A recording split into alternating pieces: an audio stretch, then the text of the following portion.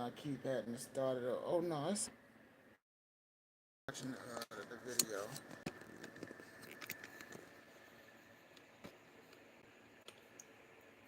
Right now we on this SPAC Cuban lady who killed her own baby. So we already went through the first chick who what did the first girl do? She killed her maid basically. Strangled her maid because she thought that her maid stole her money. Tied a belt around her neck and just pulled the cord until she started bleeding basically. The second one was this girl who uh, had her mother and their homegirl help her kill this girl she was beefing with, her so-called best friend. And now we on the Spanish Cuban chick who killed her own baby. First person on Florida's death row for murdering their own child. Crazy. I was just thinking I can't wait till I can start using this Cash App, start sending these donations out. Cause I got all this cheddar and don't know what to do with it. I'm burning it, giving it away. I just want to give back, you feel me? I know what to do with it, I'm saying. I don't know who to give it to though. Everybody don't deserve it, so I want to make sure I give it to the right people because I know what to do with it. I'm giving this away, you know what I'm saying? Definitely giving this away. Ain't nothing to me. It's only paper. You heard me. They fake claimed Cardona had given Lazaro to a mysterious babysitter months before his death, and therefore she wasn't responsible for what happened next. They also pointed to a 14-year-old mentally challenged girl, Faye Gloria Pi Faye, who had once confessed to the crime but later recanted. According to the defense, detectives and an overzealous social worker may have fed Pi details of the abuse, leading to her false confession. Still, the police had long believed Pi was not a credible suspect and dismissed her involvement. Cardona's attorneys also emphasized her own Faye-traumatic upbringing in Cuba, her Faye addiction to cocaine, and her attempts to rebuild her life in prison. They brought in corrections officers and inmates to Shout testify out about Fruity her good Limb behavior, Gang. her Christian faith, and What her it role as was, a model Sola inmate. Even her adult Florinator. children, Fajuan Punte, Faye Make and sure Faye y'all Tybee subscribe. Cardona, Make sure y'all subscribe. spoke on her How you behalf, doing? adding the jury I'm not good. to I'm subject chilling. their I'm family just to trying to another death. But the get the gang up. You know, we got to grow our channel, so we trying to get all the subscriptions and that we could get. The more subscribers, the more made soldiers. We need y'all to participate in the chat section so y'all can get on the scoreboard because we will be doing shout outs today. We will be doing shout outs today. Get on the scoreboard. Strapped up, shorty. You trying to get on the scoreboard? Get in the comment section. You know what I'm saying? You could win some money. Make sure you leave a like. Subscribe to the channel for exclusive content. Make sure you hit the notification bell. Make sure you hit the notification bell so you can get everything exclusive. You know what I'm saying? We do this all day long. Never stop. Right now we watching a video of the worst black woman female killers in America. I see we got a couple haters on here. I like them too though. You know y'all motivate me. Definitely motivate me. Without y'all, we wouldn't have this. None of this be possible. You know what I'm saying? You heard me? Gang, gang. Definitely subscribe though, y'all, so we can grow the channel. I got some more stuff in the workings for y'all. Y'all just, just wait. It's definitely coming. Prosecution pushed back hard. They reminded jurors of the Faye dehumanizing torture Faye Lazaro endured. Ligature marks between his toes suggesting he had been tied up, pressure sores, indicating he had been left lying in one position for hours. Even burns on his face. His body had become a map of pain. This is child torture, in my opinion, said Faye medical examiner Bruce Hymathey. I know during my graphic channel testimony. getting up there. In the end, the second jury Faye found Cardona Our guilty channel, once I should again, say. Faye, I know our and by channel a getting narrow up there, you 7-5 guys. We starting to margin, get Faye haters. recommended the death penalty. You know, you don't really start Miami, getting them Eighth until you Circuit start Judge getting Philibert recognition. Diaz-Faye agreed. Like we starting Ana to Maria make some Cardona, real you have progress, y'all. forfeited So your right to live, let's declared in clap court. it up for them. Lazaro Clap it up was for the tortured to haters. death. He was Put a mistreated 100 in his the entire comment short section. life. Cardona wept as the sentence was handed down, but for You many know they in the try to say courtroom anything. and for the broader Money, Miami feed, community, it was a moment of what long next? delayed justice. For Catherine Fernandez Rundle I Faye, guess my the jewelry state fake attorney too who then. first presented the case to a grand jury in But you know, we 1991 don't pay called them the no decision mind. a We victory gonna keep for that shining and beautiful doing what little we do. Lazaro who suffered You know living what I such a mean? horrible existence. Despite the complex legal twists and attempts to introduce alternative Y'all make theories, sure y'all the go brutality of the crime y'all go spoke louder tag than any strapped courtroom up too. argument. The question at the heart of the Make case, sure y'all go Faye tag could that do this to a motherfucker. child, asterisk, remains one of the most haunting in Florida's criminal history. That gotta be a Cardona deed. remains on Florida's death row. They Of the don't know 16 what we women do over sentenced here, to do death in they? the state's history, Let them only know 2 have actually been executed. we The take case all to a that grand negative jury in energy, we 1991 ball it up, called the decision throw a that shit in the victory for trash, that beautiful little and then we Lazaro who hit suffered him in the living head such a with that horrible good existence. old kill him Despite with the kindness. You complex know what legal I'm saying? twists and attempts to introduce alternative theories, the brutality of the crime Yeah, spoke louder you than any already know. courtroom Whoever that argument. is, The question straight at the hater. heart of the You case, feel me? if Fable could do this to a child, They ain't got nothing asterisk, else to do with remains their one of life. the most That's all. haunting in Florida's criminal history. Cardona You know remains that's on what we gonna Florida's do. death row. You know what I mean? Of the 16 That's all we women can do. sentenced to death in the state's history, Run it up. only 2 We have ain't got no actually other been way to executed. go.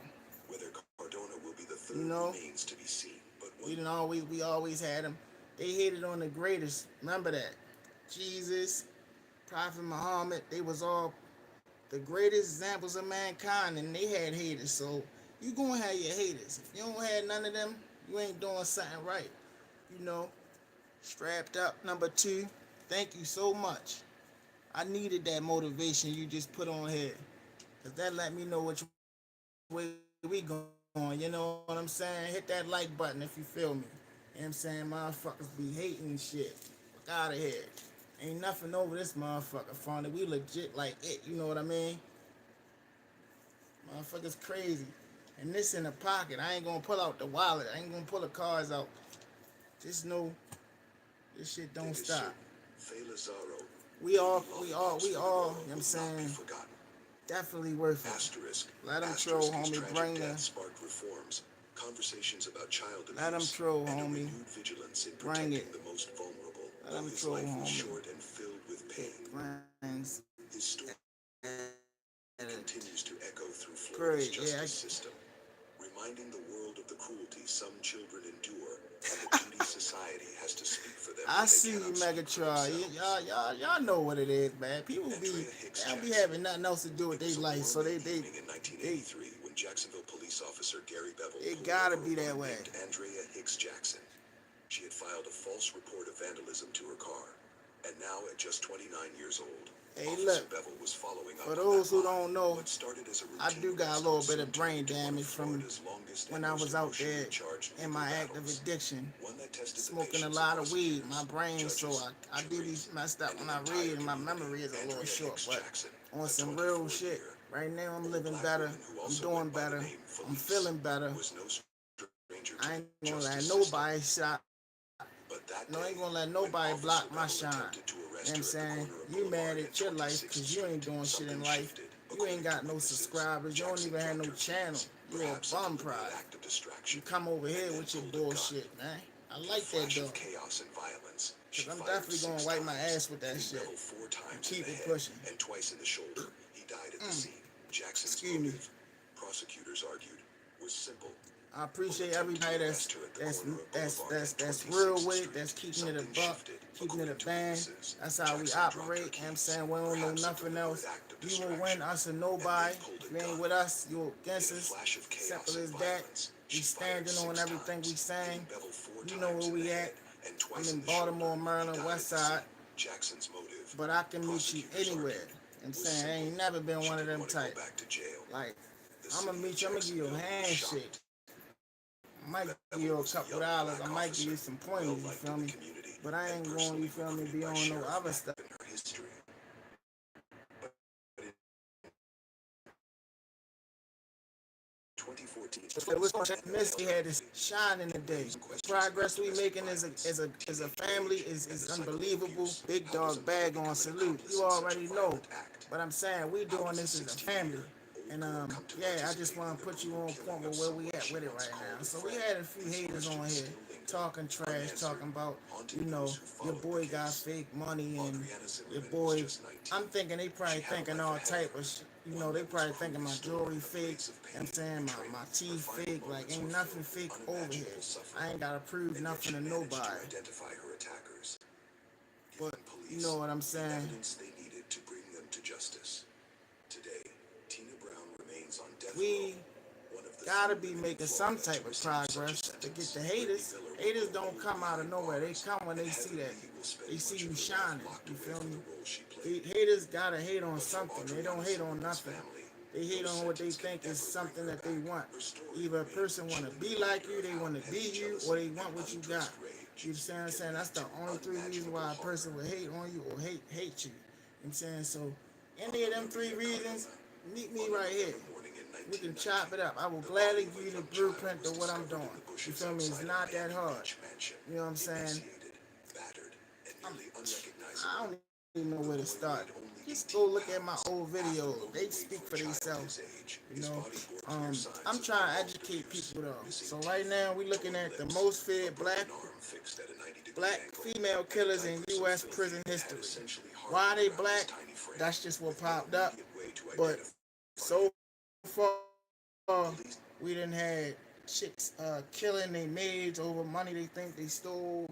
They done had girls killing their best friends because of boy problems. Um, this chick, she killed her own baby. She was the first person. Yeah, this chick killed her own child. I heard this one though, so I'm gonna fast forward a little bit more. And she was messing with another female. You know, and there's nothing against that. I'm just saying, like, Shorty was just, yeah, she definitely Society has to speak for them when they cannot speak didn't have no, she ain't had no chill. You know what I'm saying? Cause I mean, I have a little brother that's flamboyant. Some might say he's homosexual, but he's not. He's just queer, and there's nothing wrong with homosexuals. But I'm saying my little brother is will rub off on you that way, and I'm saying he ain't. But I don't have nothing against them. One of my best friends was homosexual, but I'm saying this to say that I can't even remember what I was about to say. Don't get high. That's all I can tell y'all, cause that fucks your brain cells up. I can't even remember what I was about to say 2 minutes ago. Like, comment, subscribe, share the video. Everything we do over here is real. We keep it a bang 100. You know what I'm saying? I'm hyped today because I got the haters on here. I ain't had them since we had this channel, y'all. We have yet to have had a real live hater into the chat. Today we had one. Let me go back. Let's scroll to the. Their name is Worse Than the Child though was on it with me. We fried them. Strapped up too. I need all y'all to go full blast they subscription. Hashtag them. Let them know we appreciate their support. Tell them to keep on with the hate. Yeah. Subscribe button. Leave a comment in the comment section. Black power in the house, man. Strapped up too. Yeah. I'm talking to you. I want you to keep coming with it. Cause we love that.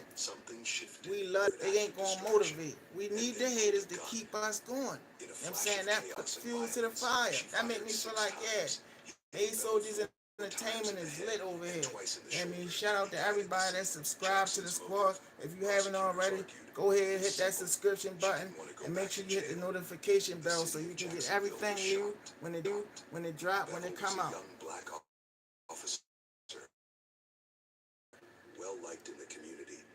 And see, that's Andrea real talk. That's how the devil works. You supposed to be doing. What I'm actually over here doing, talk about the most black killers in U.S. history. It's not even that they black to me. It's the crimes that they committed. Because they could have been purple. They could have been orange. I didn't type that in. This just popped up on my thing and I just clicked it. So I figured we watch it together. Yeah. over a woman named Andrea Hicks for them when they cannot speak for themselves. We going up on the likes, y'all. Andrea Hicks Jackson. Like, It was a warm evening in 1983 when Jacksonville police officer Gary Bevel pulled over a woman named Andrea Hicks Jackson. She had filed a false report of vandalism to her car. And now at just 20, reminding the world of the cruelty some children endure and the duty society has to speak for them when they cannot speak for themselves. Andrea Hicks Jackson. It was a warm May evening in 1983 when Jacksonville police she had filed a false report of vandalism. Hit that like button, y'all. Hit that like button. Subscribe, leave a comment. Officer Bevel was following Florida's longest and most emotionally charged legal battles. Let me run the top. Fans down, y'all. So we got Worse Than a Child. That's my man right there. You in number 1, baby. You know I love you, shorty. 75 points. George Floyd, you're in number 2. 70 points. Number 3, Megatron. I see you with 50 points. Not the one and only number 4, Strapped Up Shorty. The biggest hater of the day, y'all. Number 1 and only, Strapped Up 2. Got 50 points, man. Where you at? I need to see you though. Let me know you in the building, cause you use one hater and I love it. Number 5, All the Money. You got 25 points. You in number 5. Super Chat, number 6, 25 points. Great Station, I see you at number 7. Happy Ballad, you in number 8, 25 points. But I know you ready to go up, cause you definitely you rocking with the squad right now. We loving it. We definitely loving it. Strapped Up Shorty. The streams keep tagging me on.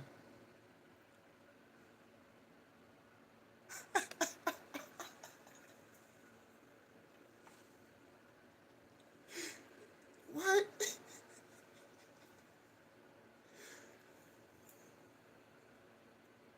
Super Chat. I apologize. I don't know what you want me to say about that.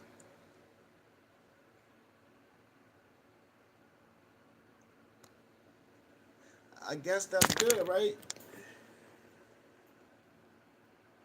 I'm sorry, you had me dying laughing at that.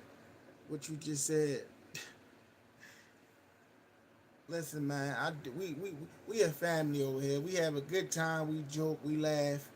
Even with the haters, it's all fun. You know, it's none of this is serious. You know, if I was to meet Strapped Up number 2 right now, I would give him a 5. You know, and if a female, I would give her a hug. You know, and if it's just somebody who just wants a hug, I would give them a 5 too.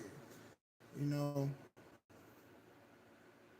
I don't got no problems with nobody. Everybody that I got, I've had any issues with, is not here to talk about them no more. One that tested the patience of prosecutors, judges, juries, Alhamdulillah. and an entire community. Andrea Hicks Jackson, a 24-year old black woman who also went by the name Felice, was no stranger to the justice system. But that day, when Officer Bevel attempted to arrest her at the corner of Boulevard and 26th Street, something shifted. According to witnesses, Jackson dropped her keys, perhaps a deliberate act of distraction, and then pulled a gun. In a flash of chaos and violence, she fired 6 times, hitting Bevel 4 times in the head and twice in the shoulder. He died at the scene. Jackson's motive, prosecutors argued, was simple. She didn't want to go back to jail. The city of Jacksonville was shocked. Bevel was a young black officer. That's right, y'all. Hit that like button. Hit that like button. Hit that like button. His murder felt like a betrayal of justice Okay, and law man, what's up? enforcement, What's up? Jackson What's was up? What's swiftly up? arrested and Hit that charged with like button. first-degree Hit that murder. like button. In 1984, Hit that a jury subscription found her button. guilty, and Judge Hit that Donald Moran sentenced her to notification bell. death.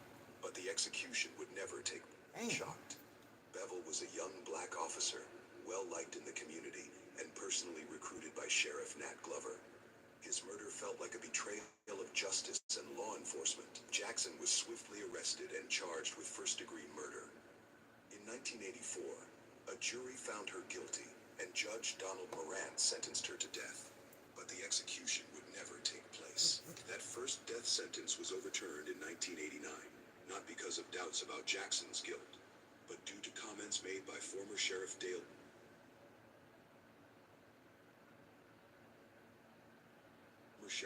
Carson during her trial. Carson had told the jury that anyone who murdered one of his officers deserved the death penalty. The Florida Supreme Court called this inappropriate and sent the case back for resentencing. And so began the legal merry-go-round that would define this case. In 1992, another jury, again, recommended death. Jackson was sentenced accordingly. But in 1994, the Florida Supreme Court reversed the sentence once more. This time because the judge had told the jury the murder was cold, calculated, and premeditated. The court said that wording may have improperly influenced their decision. In 1995, a third jury heard the case, and like the others, recommended death. Judge Moran agreed and handed down the sentence again in 1996.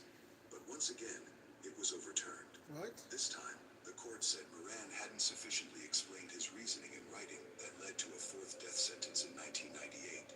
Again imposed without a public hearing, just written arguments. And again, the Florida Supreme Court stepped in, ruling in 2000 that Jackson's constitutional rights had been violated because she wasn't allowed to attend that hearing. Each time, the state's highest court affirmed the conviction. Jackson had, without a doubt, shot and killed Officer Bevel. But each time they found fault with the process used to sentence her.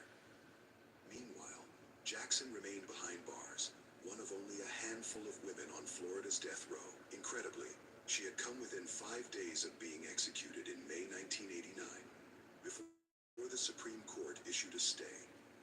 By 2000, the case had been going for 17 years. Judges, prosecutors, and the victim's family were emotionally and professionally exhausted. Even Judge Moran, who had sentenced Jackson to death 4 times, seemed ready to end the cycle. At a surprising court hearing that year, he commuted her sentence to life in prison, declaring he wanted finality. The courtroom was stunned, though Moran stated her sentence was without parole. A technicality in Florida law made Jackson eligible for parole after serving 25 years. Because she was sentenced under laws from 1984, Jackson could be released as early as 2009. The news sparked outrage. To many in Jacksonville, it felt like justice had not just been delayed, it had been denied. Sheriff Nat Glover, still grieving the loss of Officer Bevel nearly 2 decades later, said he was deeply disappointed. Assistant State Attorney Bernie De La Rionda voiced his frustration with a system that, in his view, kept moving the goalposts. 3 juries have recommended death, he said. And the last time it was a unanimous 12-0 vote. Supporters of the death penalty pointed to the Jackson case as a symbol of everything wrong with the appeals process. Critics of capital punishment, on the other hand, saw the multiple reversals as evidence of a system that frequently errs. Man, you got lucky. Somewhere in the You hear this? This shit is crazy. Bro, I don't know if that's lucky or what, but that shit is wild. Like, this a lady.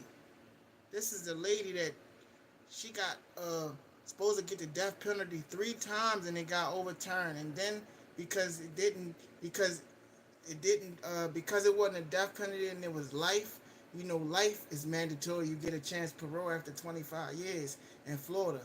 That's what she got hit with. And she fought the shit for 17 years. So she really got like 8 years to do. This shit is crazy, bro. The community of Jacksonville, angry, confused, and still mourning. Jackson's defense attorney, Stephen Weinbaum, I know, I'm like, what the fuck, killing too? wasn't premeditated. He Hit argued that like that button Jackson while y'all didn't right wake up there. that morning intending to kill a police officer, Right. and that her actions, while horrific, didn't warrant execution. His perspective was never enough to sway juries, but it did help her avoid death. That's At crazy. least legally. To this day, the murder of Officer Gary Bevel remains a raw wound for many in Jacksonville law enforcement. The Fraternal Order of Police, outraged by the outcome, described the repeated reversals as Lady Justice being beaten down by her own system. She is blindfolded, wrote one officer, so she doesn't have to see the real identity of her attackers. Andrea Hicks Jackson is no longer on death row, but for those who believe she should have paid the ultimate price, her case remains one of Florida's most painful examples of justice delayed and justice undone. Whether you... Yo, he just said something that hit me. Lady Justice is blindfold so she don't need to see who's really the criminal. That's so true. Think about it. When you look at that justice symbol, the lady that got the thing, that the scale thing, she got a blindfold on. She can't see what's on that scale.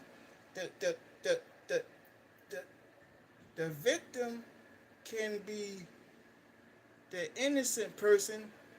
I mean, the victim can be the assailant, and the suspect can be guilty. I mean, innocent. But because the blindfold on, you don't know. All they want is the conviction. I see you, Romeo. My God, what's going on, chat? Glad to have you back.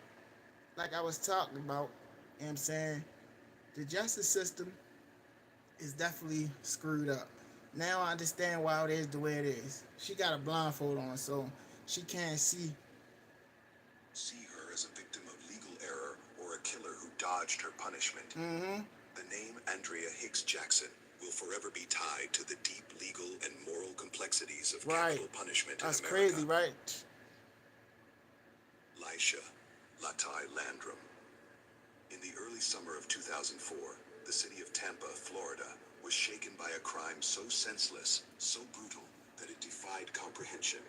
A 16-year-old girl, full of life and potential, was Y'all hit beaten that nearly like to button. death and left to die in a trash bin behind an apartment complex. Her name was Emily Ann Clemens. Okay, so this girl People beat somebody to responsible for her death. death were no strangers. They were her ex-boyfriend, Rocky Almestica Jr., and his current girlfriend, Lisha Landrum. I All remember three this. were just teenagers. The motive? A toxic mix of jealousy, rage, and betrayal. Emily Clemens was a sweet, intelligent, and caring girl. Those who knew her described her as friendly and kind-hearted. Right.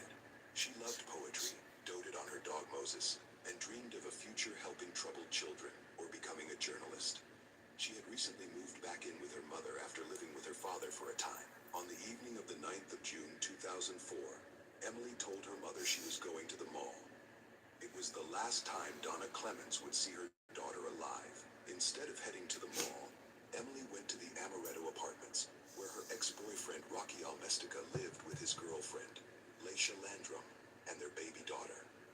At just 16, the couple was already navigating the challenges of young parenthood, living with Almestica's father, but underneath the surface, Okay, y'all, we got 10 likes. That's what I'm talking about. Let's go, let's go. Still seeing Rocky behind her. Okay, so now basically this black girl beat this white girl. I think she killed her. You feel me? I'm just telling y'all, the one that did it was black, and the one that was the victim was white. And I think the black girl, I think her family had something to do with it. We're gonna listen to it. But yeah, let me read this top fans one more time real quick. Let me see if the standings is the same. Nope, they changed. Okay. Let's go, May Soldiers roll call. Let's rock it. And first we got Gay Man. I see you, number one. Second, we got Worse Than a Child. Shout out, I love you, short. Third, we got George Floyd. All y'all got 75 points. Number four, Miss Stan for whatever that is. You got 75 too. So all four y'all got 75. Megatron at 5. Super Chat number 6. Strapped up, not strapped up number 2. The biggest hater. All y'all got 50 points. All the money. What is that? Rock, Raekwon. I can't say your name, bro. Number 9, you in number 9 though. Um, number 10, Gray Station and Happy Ball Ballot. Y'all got 25 points. Yes, sir. Yep. You won that shorter. And I appreciate all y'all support. Like I said, um y'all will be shouted out every time. Every time I read the top fans. And I will have y'all, you know what I'm saying, in mind when I do my the Cash App rewards and all that. So yeah. Just stay tuned, y'all. A suspicion Shit that get turned ready, deadly. get real Emily litty. had indeed once dated Rocky, and at one point she had been pregnant with his child. A pregnancy that ended in miscarriage. This past connection ignited a firestorm of jealousy in Lisha. Evidence later revealed a chilling voicemail left by Landrum. Listen, you stay away from my man, or I'll kill you. That wasn't just a threat, it was a prophecy. Yeah. That night, Emily was lured into the apartment She- under she- unclear She circumstances. said it. Whether she arrived to confront the couple or was tricked into coming remains debated. She's the What is suspect. known is that a violent altercation broke out. Prosecutors said Lisha and Rocky attacked Emily with a hammer, 2 kitchen pots, Emily, the and white a girl. boombox. She was struck at least 34 times. Damn. The claw of the hammer was used on her face. When she finally fell unconscious, they wrapped her bloody body in a comforter and dumped her into a nearby garbage bin, assuming she was dead. But Emily wasn't dead. Damn. Not yet. Around 1:30 a.m., more than 4 hours after the attack, residents at the They said Amaretto with her apartments jail heard uniform banging on. from inside the bin. At first, they thought it might be a trapped animal, but when deputies arrived and opened the lid, they saw a leg. Emily was still alive, moaning and kicking weakly from inside her makeshift tube. She was rushed to Tampa General Hospital, but the damage was catastrophic. A portion of her skull was missing. She died shortly after being admitted. News of the crime horrified the community. Parents expressed fear for their own children. Neighbors, many of them familiar with street violence, said this crime felt different. They couldn't more even finish the personal, job. more barbaric, and it was carried out by kids. Police arrested Rocky Almesta I'm just and saying, Aisha Landrum. it's At fucked up, first, but they were charged like, with tampering come with on, y'all evidence for left the girl in disposing there of the to sit body there and and weapon. suffer like that. At least But put as out her Emily misery. succumbed to her injuries, those charges were upgraded. Rocky was convicted of second-degree murder in 2004 and sent. Cause listen, if they would have put her on her misery from the jump, whatever charges they would have got them anyway. You feel me? I feel like her surviving and them having to see her like that and then know that all right now she died. It's like all right, y'all basically tortured her and then she died. Whereas though she was gonna die for real anyway, but the way that it looked just looked it worse. So you get what I'm saying? Sentenced to life in prison in early 2005. Lisha Landrum's trial followed in 2006. Prosecutors charged her with first-degree murder and tampering with evidence. During the trial, the horror of Emily's final moments was laid bare. Hit that like button, y'all. Hit that like button. Discovered her body. We trying to get Witnesses who saw 20 the likes per suspects day. making repeated trips to the dumpster, and friends who refused to help hide the crime. Landrum's defense It's the attorney, white girl. Brian Gonzalez, a different picture. That's the He one that argued did it that to Emily me. had barged into the apartment and attacked Landrum first, even threatening her baby. According to Landrum, Emily kicked her in the stomach and legs. She responded with fists and eventually struck Emily once with a pot in self-defense. Gonzalez claimed it was Rocky who delivered the fatal blows and disposed of the body. But the jury didn't buy it.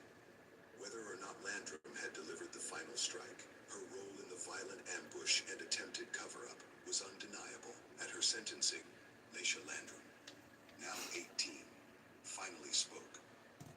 She faced Emily's grieving parents and tearfully said, "If I could, I would bring her back, but I can't, and I apologize."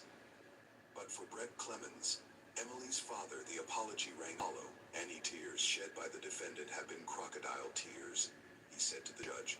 Landrum's emotional outburst in court, where she tried to defend her composure, did little to change the outcome. Judge J. Rogers Paget handed down the same sentence her co-defendant received. Life in prison without the possibility of parole. Aisha's family pleaded for mercy. Her mother, Chell Landrum, presented photos of her daughter as a smiling, innocent middle schooler and of the daughter Lisha could no longer raise. Although I look at my daughter in that orange uniform there, this is the child that I raised, she said, hoping the judge might spare her a life behind bars. But it wasn't enough. Yeah, okay. Prosecutor Donna Haynes reminded the courtroom of the bigger picture. Emily Clemens is never going to have a child. Mr. and Mrs. Clemens are never going to have a granddaughter.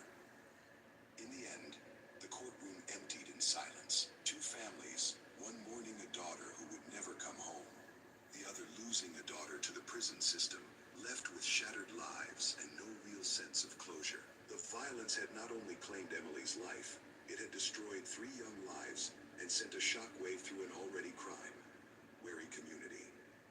This case stands as a devastating reminder of how teenage jealousy, unchecked rage, and emotional immaturity combine into something lethal. What began as a bitter love triangle turned into a nightmare. And in the middle of it all was a young girl with dreams, laughter, and a future she would never see. Tavasha Logan, on the morning of the 1st of November, 2009, a 911 dispatcher received a chilling call from a home in Lakeland, Florida. An infant wasn't breathing. Paramedics raced to the scene at 2710 Sunshine Drive 5 North, where they found 5-month-old Chantasia Gardner lying on the floor, body cold and lifeless. Her ribs and spine were visible, her eyes sunken, and her skin shriveled from dehydration. By the time emergency services arrived, it was too late. The baby had starved to death. Chantasia weighed just 6 pounds at the time of her death, less than she had weighed when she was released from the hospital months earlier. She had been born prematurely on May 11, 2009, at 2 pounds, 11 ounces, but had fought hard to grow stronger. By the end of July, she was discharged from the hospital at a healthy 7 pounds, 8 ounces, but she would never see another doctor again. Her parents, Tavasha Logan, 25, and Chauncey Gardner, 27, were arrested the following day. The Polk County Sheriff's Office charged both with first-degree felony murder and aggravated child abuse. Detectives said Chantasia died from prolonged starvation. That joint cool. Not a sudden illness, not an accident, but a slow and preventable death. They alleged that the couple, despite having access to food and government support, had willfully neglected their daughter. Inside the home, I don't even do red like that. It just matched, so I put it on. Cabinets filled with food, pasta, canned goods, snacks, and beer. There was plenty for the 2 I'm more of a adults blue and 5 type other person. children who lived there, but only 2 ounces of baby formula remained. Detectives discovered that the formula had been watered down to dangerous levels. Instead of mixing it in a 1-to-1 ratio as instructed on the label, Logan and Gardner diluted it using 3 parts water to 1 part powder, providing the baby with only a third of the nutrition she needed. When asked why they hadn't followed the instructions, Gardner admitted he hadn't read the label carefully and simply hoped he got it right. But the damage was done. For weeks, the baby had been receiving far too little nourishment. Her body withered until it could no longer sustain itself. The medical examiner testified that Chantasia's digestive system was nearly empty at the time of her death. There were no signs of food intake. Logan told detectives that she noticed her daughter losing weight but chose not to seek emergency medical help. Why?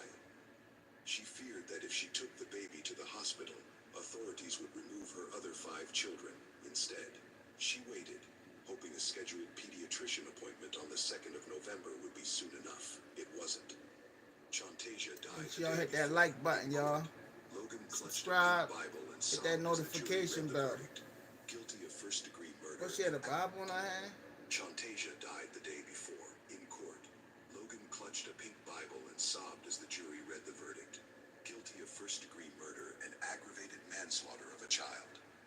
Her lawyer, Stephen Fisher, argued that Logan had no intent to harm her baby. He claimed she had a limited intellectual capacity, the reading level of a 4th grader, and didn't fully comprehend the severity of her daughter's condition. She loved her child, Fisher said. Her death was the last thing she wanted, but prosecutors differently. Assistant State Attorney Paul Wallace argued that Logan's inaction and choices to water down the formula, to delay medical care, to ignore warnings,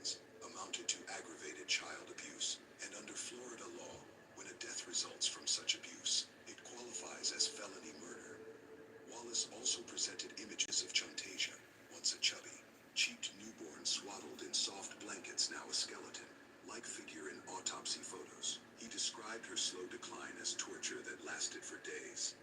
A particularly damning moment came when the baby's grandmother, Vonda Stewart, testified that she had confronted Logan weeks earlier, saying the child looked dangerously thin. Logan lied, claiming she had just taken the baby to a doctor who said everything was fine. In reality, the baby hadn't seen a doctor since July.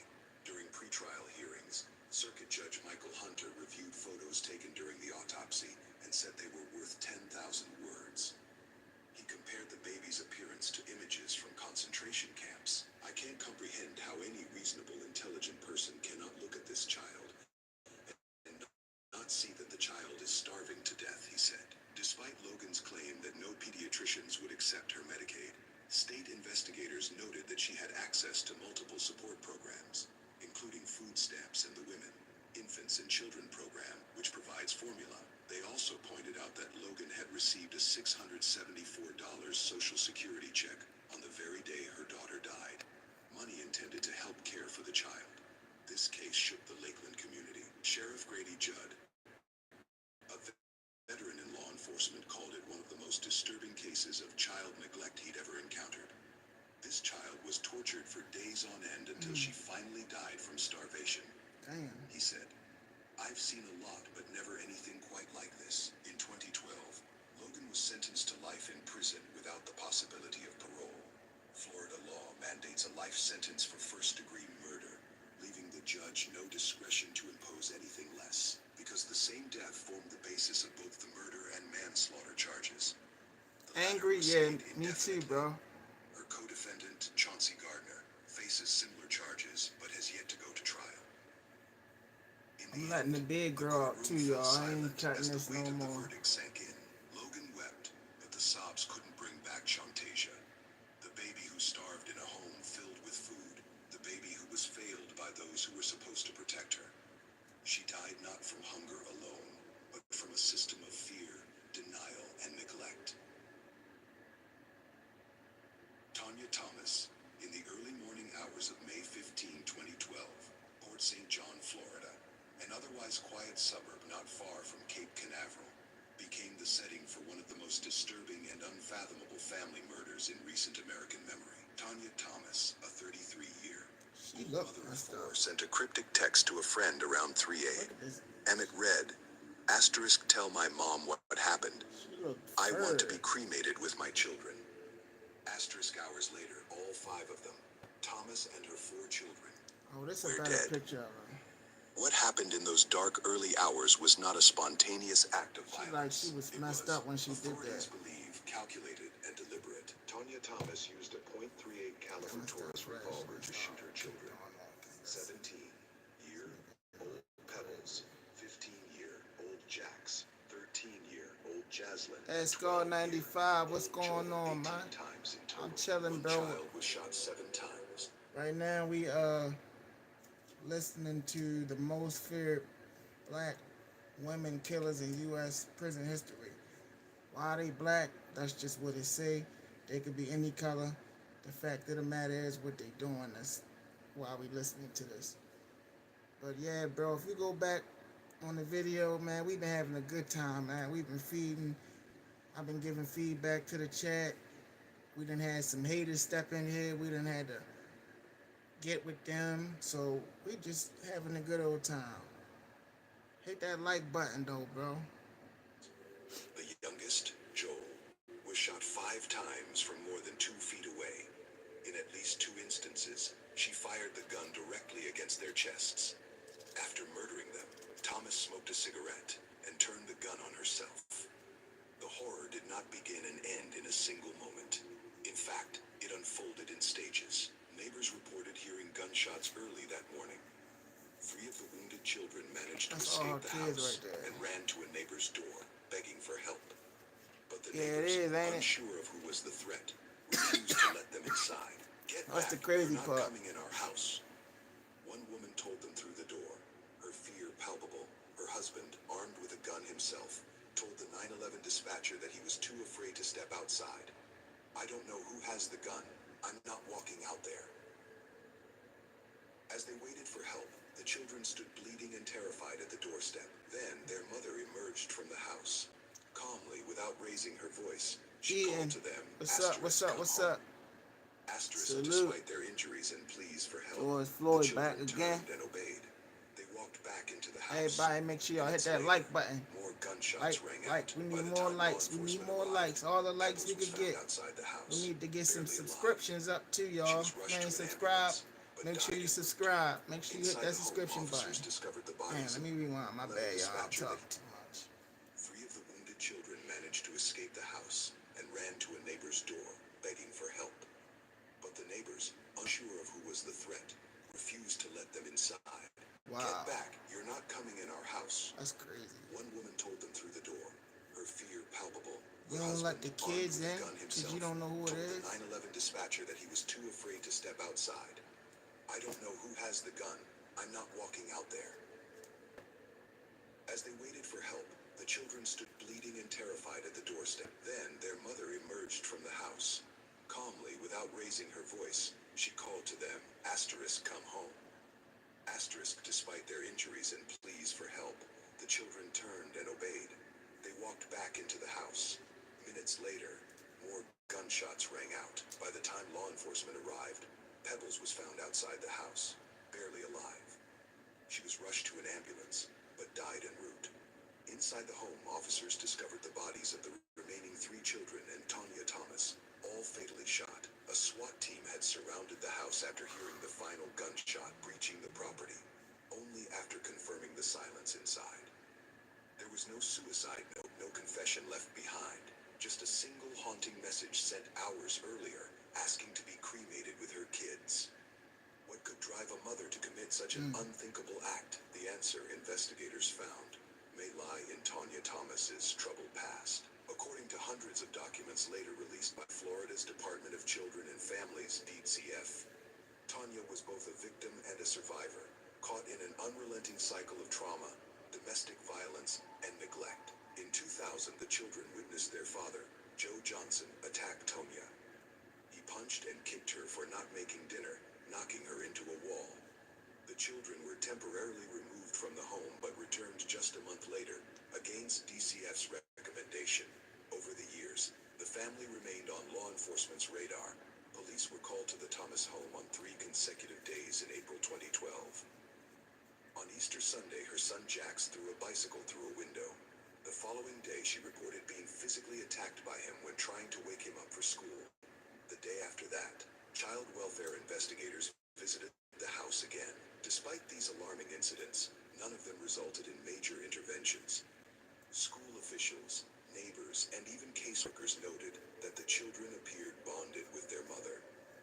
No verbal or emotional abuse was documented, and only weeks before the killings, each child told investigators they felt safe at home, but the underlying dysfunction was bubbling beneath the surface. Thomas had a history of childhood abuse and neglect. She had filed domestic violence complaints against Joe Johnson, though the cases were later dismissed. In 2002, she was arrested herself for misdemeanor battery, accused of striking the father of her children. Police and neighbors described the household as chaotic. Neighbors recalled the children roaming the neighborhood late at night, setting off firecrackers and terrorizing pets. One described them as hoodlums. Another said the boys had threatened to set a house on fire. Still, no one imagined the chaos would end in Make mass sure y'all murder. hit that What makes the subscription case button, y'all. particularly Make sure chilling y'all is go the way it subscribe. unfolded. Not in a blind fit of rage, but with methodical calm. Thomas didn't scream or panic. She didn't chase her children down. She stepped out of her house, called to them, and watched as they came back, obeying, trusting, perhaps still hoping they'd be safe in the one place that was supposed to protect them. This is a horrendous tragedy, DCF spokeswoman Carrie Hoepner said at the time. While these files offer a glimpse inside the family's home, they do not appear to contain the answer as to why this happened. Former police officers who reviewed the case said domestic violence likely played a central role in Thomas's psychological breakdown. Some speculated she may have been suffering from untreated mental illness or trauma-induced psychosis. Toxicology reports were ordered to see if drugs were involved, but no concrete motive ever emerged. Her children were students at Space Coast Junior, Senior High School. Grief counselors were sent in after the massacre. A friend of one of the kids remembered the day the news broke. Asterisk, I've never seen Space Coast so quiet before. Asterisk, yearbook photos of the slain children began circulating online. Tributes poured in for Joel, who loved football and was known for his humor. Pebbles was remembered by classmates as kind, hearted, and bright. We need The 5 more community gathered at subscriptions. First Baptist Church of Port St. John for a prayer vigil, trying to make sense of something that defied understanding. Lieutenant Todd Goodyear of the Brevard County Sheriff's Office summed up what so many felt. Asterisk, as a parent, I could never fathom doing this to my kids. I cannot comprehend. Calling them back in and shooting them. Asterisk, there are many true crime stories that shock with their brutality, but few that leave such a haunting emotional scar. The story of Tanya Thomas and her 4 children is one of deep, unresolved trauma, hidden behind a fragile image of family normalcy. It is a chilling reminder that some of the darkest tragedies occur not in sudden bursts of violence, but in the slow, silent collapse of a life weighed down by pain no one could fully see. Latosha Cunningham. In the quiet town of Belleville, Illinois, 85-year-old Yoko Cullen was known as a sweet elderly woman who enjoyed bingo nights and lived a quiet life. On May 18, 2011, she attended her usual bingo game at the Collinsville Firemen's Hall, a familiar place where retirees gathered for some friendly competition and small winnings. But Yoko never made it home that night. 2 days later, her charred remains were found in the trunk of her burned Mazda in East St. Louis. What initially seemed like a tragic accident would soon unravel into one of the most heartless and disturbing crimes in the region's history. Police quickly determined that Yoko Cullen hadn't just disappeared. She'd been kidnapped, beaten, robbed, and burned alive in a horrifying act of premeditated violence. The motive? Her bingo winnings and a credit card. Investigators zeroed in on 3 suspects. Latosha Cunningham, 37, and 2 relatives. Daquan D. Barnes, 21, and his uncle, DeMarcus Barnes, 30. All 3 were familiar faces in the bingo community and crossed paths with Yoko Cullen before. They believed she was an easy target. What they didn't know was that Cullen had very little money on her, just enough for a night out at bingo. It didn't take long for investigators to start connecting the dots. Cullen had been seen leaving the bingo hall the night she vanished. Witnesses mentioned a suspicious vehicle following her. Surveillance footage and ATM records would later show Daquan and Cunningham attempting to use Cullen's credit card just hours after she was reported missing. Latosha Cunningham initially denied everything. She told police she had no involvement in the kidnapping or murder, but after learning that both Daquan and DeMarcus had confessed, her story changed. She claimed she was simply giving the 2 men a ride when they noticed Cullen's car pulled over with its hazard lights on. According to Cunningham, she stopped to help. The men grabbed tire irons from her trunk and told her to leave. She claimed she drove away, but later returned to pick them up. Her own words betrayed her. Cunningham admitted she watched Daquan strike Cullen with a tire iron. She even helped drive them to a gas station where Daquan filled a container with gasoline and then returned to the scene where they torched the vehicle with Yoko still inside. The brutality didn't end with the physical attack. Police found Cullen's blood on the tire irons and her DNA inside Cunningham's vehicle. Surveillance footage placed Cunningham and DeMarcus at ATMs trying to extract money using Cullen's stolen card. Phone records linked them even further. Calls have been made to the bank from both Cunningham's and DeMarcus's phones, inquiring about the balance on the card. During the investigation, one fact stood out. Yoko Cullen was alive when the fire started. According to the coroner's report, soot was found in her trachea. Hey y'all, look, I'm Proof about she to had go inhaled get my smoke, clothes from meaning she was breathing downstairs, inside the trunk but while I'm flames gonna let the consumed video vehicle. play This so y'all horrifying can keep detail listening to the underscored the story. I'll be savagery of right the back. crime. While the trio may have believed they were simply stealing some easy cash, what they left behind was a scene of unspeakable cruelty, and all for a mere $390, which they split 3 ways, $130 each, a life snuffed out over pocket change. During the trial, State's Attorney Brendan Kelly laid out the chilling timeline. He accused Cunningham not only of being a willing participant, but of orchestrating the crime. Search warrants revealed that she knew Yoko Cullen from the bingo hall and was aware of her routine. It was Cunningham who suggested waiting in the parking lot until Cullen left, flashing their lights to get her attention. and then trapping her. When Cullen noticed Cunningham's license plate, it was Cunningham who allegedly decided that she had to die. Latosha Cunningham wasn't new to violent crime. In 1993, she had been convicted of robbing and shooting a 61-year-old woman. The victim had kindly offered Cunningham a ride to be rewarded with a bullet to the chest and the loss of her purse. She survived, and Cunningham served 9 years for that crime. But clearly, prison had done little to change her. In court, Cunningham attempted to play the part of a broken woman. She collapsed during one of her early hearings and vomited into a trash can, claiming illness and distress. But prosecutors and the public weren't buying the act. To many, her performance was as hollow as her remorse. Judge Robert Haida was unequivocal during sentencing. He found Cunningham guilty of first-degree murder and sentenced her to 60 years in prison without the possibility of parole. Daquan Barnes received the same sentence a month earlier. He admitted that the three of them had beaten Cullen with tire irons in an effort to get her to reveal her PIN number. DeMarcus Barnes, meanwhile, was declared mentally unfit to stand trial and remains institutionalized as of the last update. As the courtroom emptied following Cunningham's sentencing, there was no sense of celebration, only sadness and disbelief. The community struggled to comprehend how a seemingly ordinary woman could orchestrate such evil losses immeasurable.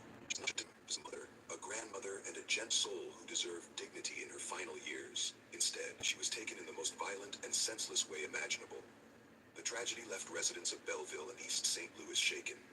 Local commentary called the crime beyond savagery. A sentiment echoed by those who knew Cullen. One neighbor said she was a lovely woman who kept to herself. A quiet presence now forever silenced. In the end, what was stolen that night wasn't just $390 or a credit card. It was trust, safety, and a precious life. And for that, justice demanded the highest price. Tiffany Hall in the early fall of 2006. A small Illinois community was rocked by one of the most disturbing and senseless crimes in recent memory. A crime so brutal and calculated that even seasoned detectives struggled to comprehend its depth of horror. This is the story of Tiffany Hall, a woman whose twisted actions would leave 5 people dead, including 3 innocent children and an unborn baby, all under the guise of friendship. Jamela Tunstall was 23 years old and 7 months pregnant. A young mother living in East Louis, she was raising 3 children on her own. 7-year-old Demon, 2-year-old Ivan, and 1-year-old Janella. Despite the challenges, Jamela was known to be a loving, devoted mother. Among her close circle was a longtime friend and babysitter, 24-year-old Tiffany Hall. The 2 women had grown up together and attended alternative schools in the area. Jamela trusted Tiffany implicitly, often leaving her children in her care. But what Jamela didn't know was that Tiffany Hall had been harboring a dark and dangerous fantasy, one involving pregnancy, motherhood, and deception. For reasons that remain murky to this day, Hall began telling others that she was pregnant, even going so far as to fake a due date as her fabricated delivery date. Her sinister plan to make her lie a horrifying reality. On or around the 15th of September 2006, Hall lured Jamela to her mother's house in East St. Louis. There, she struck the pregnant woman in the head with a table leg twice, until she was unconscious. Then, using a pair of scissors or a similar instrument, she bound Jamela's hands and feet with duct tape and dragged her to the bathroom. With terrifying precision, Hall sliced open Jamela's abdomen and removed the fetus while the mother was still alive. Jamela ultimately bled to death in the bathtub, a fate so violent and cruel it defies comprehension. Rather than alert authorities or seek help, Hall stashed Jamela's body in a plastic container in the basement. Later, she moved it to a weedy, overgrown lot near the house and left it there to decompose. But her gruesome actions didn't stop with the murder of her friend and the unborn baby. What? Hall had more blood on her hands. Just hours after dumping Jamela's body, Tiffany contacted police and claimed she had gone into labor in a nearby park. She presented the dead fetus as her own stillborn child. Suspiciously, She refused to be examined at the hospital, offering inconsistent stories, first saying she had been raped, then that she'd had consensual sex. Despite the red flags, confirmed the origin of the baby without DNA tests. Meanwhile, the family grew increasingly concerned when she and her children vanished. 3 days after the murder, Hall returned to the children's father, who was caring for them in Jamella's absence, and claimed Jamela wanted her to pick up the kids and the family vehicle. Trusting her, he allowed her to take the children, Demon, Ivan, and Janella. What happened next was almost too horrifying to believe. Hall brought the children back to the same house where she had killed their mother. According to her confession, she first drowned little Ivan, and then Janella, in the same bathtub where their mother had died. Afterward, she approached Demon, the eldest. She reportedly told him it was time to take a bath, and once he was inside, she held him underwater until he, too, was dead. The three children, innocent and helpless, had been brutally drowned by someone they knew and trusted. Days later, Tiffany Hall's mask began to slip. On the 21st of September, during the used Cullen's credit card just hours after she was reported missing. Latosha Cunningham initially denied everything. She told police she had no involvement in the kidnapping or murder, but after learning that both Daquan and DeMarcus had confessed, her story changed. She claimed she was simply giving the two men a ride when they noticed Cullen's car pulled over with its hazard lights on. According to Cunningham, she stopped to help. The men grabbed tire irons from her trunk and told her to leave. She claimed she drove away, but later returned to pick them up. Her own words betrayed her. Cunningham admitted she watched Daquan strike Cullen with a tire iron. She even helped drive them to a gas station where Daquan filled a container with gasoline and then returned to the scene where they torched the vehicle with Yoko still inside. The brutality didn't end with the physical attack. Police found Cullen's blood on the tire irons and her DNA inside Cunningham's vehicle. Surveillance footage placed Cunningham and DeMarcus at ATMs trying to extract money using Cullen's stolen card. Phone records linked them even further. Calls had been made to the bank from both Cunningham's and DeMarcus's phones, inquiring about the balance on the card. During the investigation, one fact stood out. Yoko Cullen was alive when the fire started. According to the coroner's report, soot was found in her trachea, proof she had inhaled smoke, meaning she was breathing inside the trunk while flames consumed the vehicle. This horrifying detail underscored the savagery of the crime. While the trio may have believed they were simply stealing some easy cash, what they left behind was a scene of unspeakable cruelty, and all for a mere $390, which they split three ways, $130 each, a life snuffed out over pocket change. During the trial, State's Attorney Brendan Kelly laid out the chilling timeline. He accused Cunningham not only of being a willing participant, but of orchestrating the crime. Search warrants revealed that she knew Yoko Cullen from the bingo hall and was aware of her routine. It was Cunningham who suggested waiting in the parking lot until Cullen left, flashing their lights to get her attention, and then trapping her. When Cullen noticed Cunningham's license plate, it was Cunningham who allegedly decided that she had to die. Latosha Cunningham wasn't new to violent crime. In 1993, she had been convicted of robbing and shooting a 61-year-old woman. The victim had kindly offered Cunningham a ride, only to be rewarded with a bullet to the chest and the loss of her purse. She survived, and Cunningham served 9 years for that crime. But clearly, prison had done little to change her. In court, Cunningham attempted to play the part of a broken woman. She collapsed during one of her early hearings and vomited into a trash can, claiming illness and distress. But prosecutors and the public weren't buying the act. To many, her performance was as hollow as her remorse. Judge Robert Haida was unequivocal during sentencing. He found Cunningham guilty of first-degree murder and sentenced her to 60 years in prison without the possibility of parole.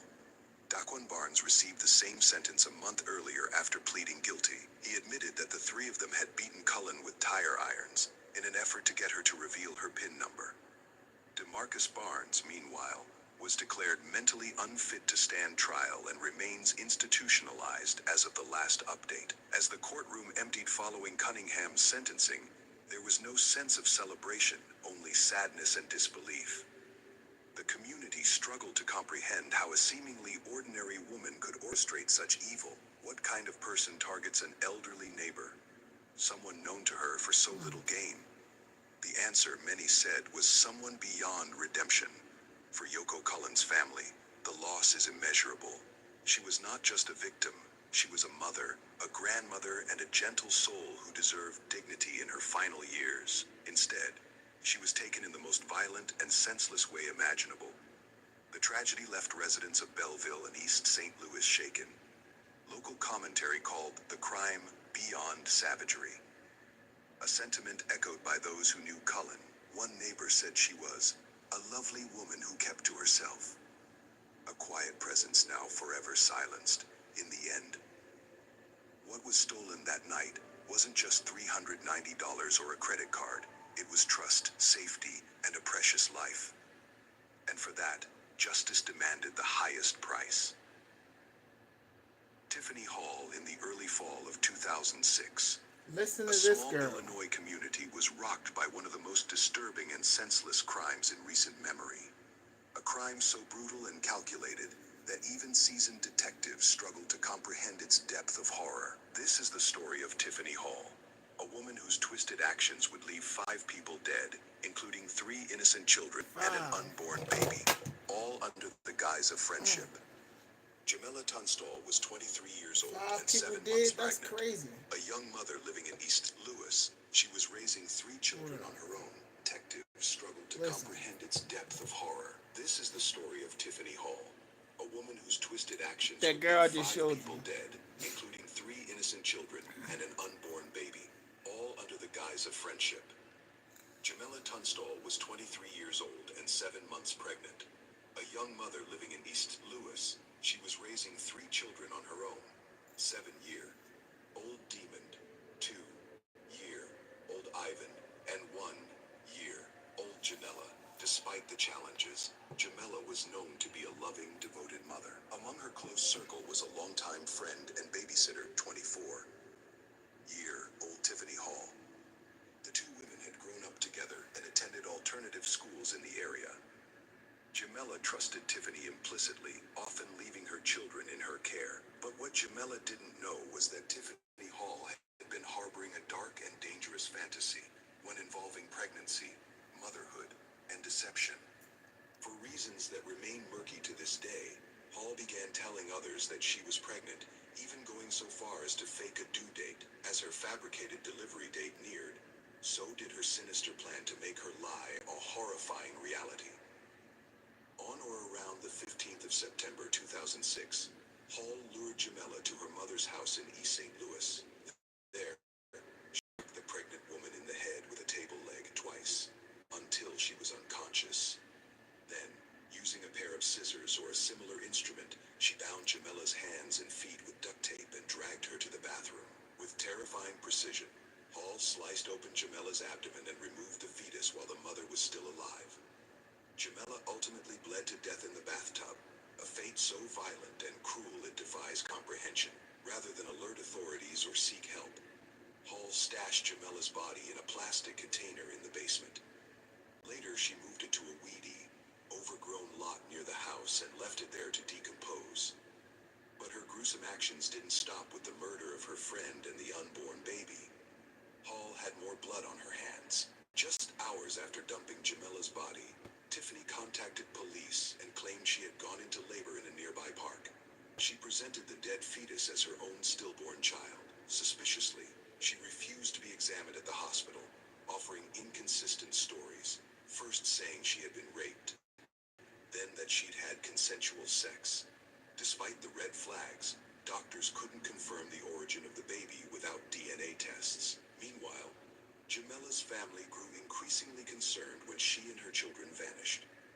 3 days after the murder, Hall returned to the children's father, who was caring for them in Jamila's absence, and claimed Jamila wanted her to pick up the kids and the family vehicle. Trusting her, he allowed her to take the children, Demon, Ivan, and Janella. What happened next was almost too horrifying to believe. Hall brought the children back to the same house where she had killed their mother. According to her confession, she first drowned little Ivan, and then Janella, in the same bathtub where their mother had died.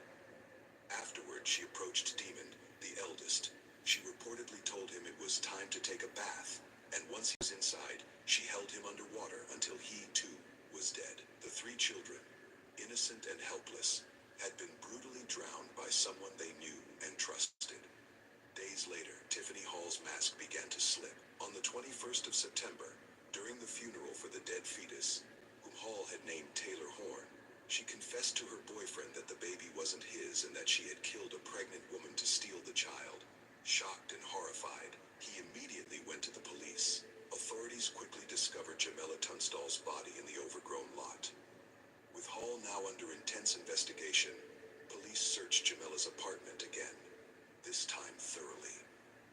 There, hidden inside the washer and dryer, they found the lifeless bodies of Demond, Even, and Janilla. The coroner ruled all of the deaths homicides. The brutality and premeditation were undeniable. As the community reeled from the horror, prosecutors moved quickly. Tiffany Hall was initially charged with the murder of Jamila and the intentional homicide of the fetus. Eventually, she was indicted on 3 more counts of first-degree murder for the deaths of the children. In a chilling detail, Illinois State Police investigator David Bivens testified that Hall had been thinking about taking the baby for some time before she finally acted. While many speculated about Hall's mental state, her defense attorneys confirmed that she was mentally competent to stand trial, though she had unresolved psychological issues and an IQ in the mid-70s. At first, prosecutors sought the death penalty, calling the slayings cold, calculated, and premeditated.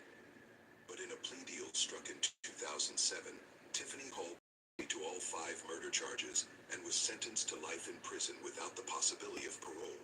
She will never walk free again. In the aftermath, emotions were raw and conflicting. Some of Jamila's family members expressed forgiveness, saying that taking another life wouldn't bring back the ones they lost. Sandra Myers, Jamila's mother, said, "I have to forgive her." Others, like Jamila's cousin Regina Kieser, said she preferred Hall live out her life behind bars, forced to reckon with the weight of her crimes every single day. The case of Tiffany Hall shocked even the most experienced law enforcement professionals. It was a chilling reminder that evil doesn't always come from strangers. Sometimes, it wears a familiar face. This wasn't just a story of murder. It was a story of betrayal, obsession, and a heinous violation of trust. And although justice was served, the emotional scars left on the victims' loved ones will never fully heal. Jacqueline Annette Williams. On a cold November night in 1995, the quiet suburb of Addison, Illinois, became the center of one of the most horrifying and tragic crimes in recent American history. Jacqueline Annette Williams, along with her boyfriend Fidel Caffey and cousin Levern Ward, orchestrated a brutal murder that not only took 3 lives but left a newborn child orphaned and a community forever scarred. This is the story of the calculated killing of Deborah Evans and her children. A crime committed with a chilling motive to steal a baby. Deborah Evans, a 28-year-old single mother of 3 and pregnant with her 4th child, lived a modest life. Her world revolved around her children. 10-year-old Samantha, 7-year-old Joshua, and 22-month-old Jordan. She was days away from giving birth to her 4th, a boy she planned to name Elijah. But someone else had other plans for her unborn child. Jacqueline Williams and her boyfriend, Fidel Caffey, wanted a baby. Williams, already a mother of 3 from previous relationships, had told friends and family she was pregnant. She threw a baby shower, created a fake birth certificate, and was committed to her lie. But when the due date arrived, there was no baby, because Williams had never been pregnant. That's when her deception turned deadly. On the night of the 16th of November, 1995, Williams, Caffey, and Ward went to Deborah Evans' apartment. There, in the presence of her children, they shot Deborah in the head and began a grotesque amateur section, cutting the nearly full-term fetus from her womb with scissors. Samantha, Deborah's daughter, was also brutally stabbed to death in the apartment, eliminated because she might be a witness. Joshua, terrified and covered in his family's blood, was taken from the scene, alongside his little brother Jordan and baby Elijah, who miraculously survived the ordeal. The attackers didn't spare Joshua for long. The following day, his lifeless body was discovered in a Maywood alley. Evidence later revealed he had been tortured, poisoned, and ultimately stabbed to death by Caffey, while Williams held him down in the back seat of her car, his only crime knowing too much. Jordan, the toddler, was left behind at the crime scene, alone, sitting in an apartment soaked with the blood of his family. Authorities believed the killers spared him because he was too young to be a credible witness. Elijah, still a newborn, was found alive in Williams' arms when she was arrested, a haunting reminder of the twisted motive behind the crime. Williams' behavior after the murder added another layer of cruelty. She paraded the newborn Elijah as her own child, presenting him to neighbors, and even to Fedel Caffey as their son. Caffey's defense later claimed he believed Williams had given birth to his child and was unaware of the brutal origins, but prosecutors didn't buy it, and neither did the jury. In the courtroom, the evidence was overwhelming. Williams had created a fantasy life that hinged on abducting a baby and eliminating anyone who stood in her way. Jurors heard of her faked pregnancy, the forged birth certificate, and the baby items purchased in advance. More damning still were the chilling testimonies of Patrice Scott and Dwight Pruitt, friends of William who had briefly sheltered Joshua after the killings. They recounted how the traumatized boy had whispered the truth of what he had witnessed, naming Williams, Caffey, and Ward as the murderers. When Williams learned that Joshua had spoken, she attempted to silence him forever. Testimony revealed she first tried to poison him, then later, after failed attempts to strangle the boy, held him down as Caffey plunged a knife into his chest. His final moments were filled with pain and terror, delivered at the hands of people he likely once trusted. The trial was emotionally overwhelming. Family members sobbed. Jurors cried. Some called Elijah the world's youngest victim of crime. But in March 1998, after just 2 hours of deliberation, the jury returned a guilty verdict for Jacqueline Williams: murder, kidnapping, and conspiracy. Her boyfriend Caffey was also convicted in a separate trial. Levern Ward, the biological father of both Elijah and Jordan, was sentenced to life in prison. Williams and Caffey were originally sentenced to death, but in 2003 then, Governor George Ryan commuted all Illinois death sentences to life without parole. Years later, Williams filed petitions begging for release, insisting she had changed. "I am a very good person and feel I deserve to be back in society," she wrote. She listed accomplishments in prison, attending anger management, cosmetology classes, and even Alcoholics Anonymous. She said she missed her family and longed for simple joys, like smelling flowers or hugging her grandchildren. But to Sam Evans, Debra's father and the guardian of Elijah and Jordan, her pleas rang hollow. They are in for her grandchildren. But to Sam Evans, Debra's father and the guardian of Elijah and Jordan, her pleas rang hollow and longed for simple joys, like smelling flowers or hugging her grandchildren. But to Sam Evans, Debra's father and the guardian of Elijah and Jordan, her pleas rang hollow. They are in for life, and that doesn't mean 10, 15, or 20 years, he said. They've already been tried and sentenced. In the years since the murders, Elijah and Jordan were raised by their grandfather in rural Illinois. Protected from the haunting memories, Jordan reportedly has no recollection of that night. Elijah, the boy who survived being cut from his mother's womb, grew up knowing he was at the center of one of Illinois' most horrific crimes. A crime of obsession, delusion, and extreme violence. The case of Jacqueline Annette Williams is a grim reminder of what can happen when fantasy collides with reality in the most violent of ways. A woman so desperate to have a baby that she planned a murder, an accomplice willing to kill innocent children, and a community left to grapple with the devastating aftermath. The lives of Debra Evans, Samantha, and Joshua were taken in an unimaginably cruel way, but through the survival of Elijah and Jordan, a piece of their legacy lives on. Willa Glendora Blanc. Walter Sartori had spent most of his life in the shadows, not because he wasn't brilliant or successful, but because he was afraid. Diagnosed with paranoid schizophrenia and suffering from severe social phobia, Walter's life was marked by intense isolation and fear of other people. And yet, in a cruel twist of fate, the very Make sure y'all hit that paranoia that like had shaped button. his existence Hit for that like decades button. We trying turned to run out to it be up. tragically warranted. In February 2009, Walter Sartori was kidnapped, held captive in a basement, and ultimately died. His body burned and discarded by the very people he had tried to keep Make sure out. y'all subscribe too. Walter was not just any recluse. He was a retired mathematician Leave and a comment. scientist who had worked for decades at the Oak Jump in the Ridge chat. National Laboratory in Tennessee, contributing to nuclear research and holding patents for various inventions. After his retirement in 1992, We've he been devoted streaming himself for to an hour searching and a for half. Come extraterrestrial on now. life Can we get and some people to developing jump stock in the market chat? algorithms. Can we get He some lived more alone in likes? Hebron, Can we Kentucky, get some more surrounded by computers comments? and handwritten to-do lists. Evidence of a man whose mind never stopped working, even as his fears consumed him. In 2008, Walter met Willa Blanc, a cleaning woman working at his neighbor's house. What began as a casual acquaintance quickly turned dark. Blanc started showing up at Walter's home uninvited and staying for hours, suspicious of her intentions. Walter changed his locks and told his friends on an internet message board that he believed she was trying to scam him.